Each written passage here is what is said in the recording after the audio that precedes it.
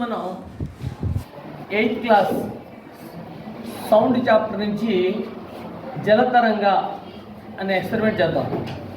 దీనికి కావాల్సింది మనకి ఏంటంటే 6 నుంచి 8 గ్లాస్ కంట్రోలర్స్ అంటే గ్లాసులు తీసుకోవచ్చు. పెన్సిల్ కానీ ఒక స్పూన్ కానీ తీసుకోవాలి.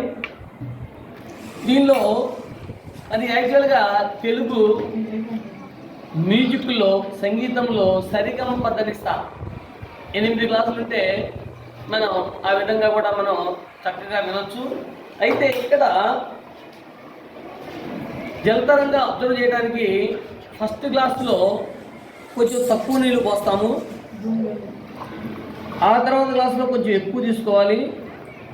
ఆ తర్వాత దీనికంటే కొంచెం ఎక్కువ, ఆ తర్వాత దీనికంటే కొంచెం ఎక్కువ, ఆ తర్వాత దీనికంటే కొంచెం ఎక్కువ.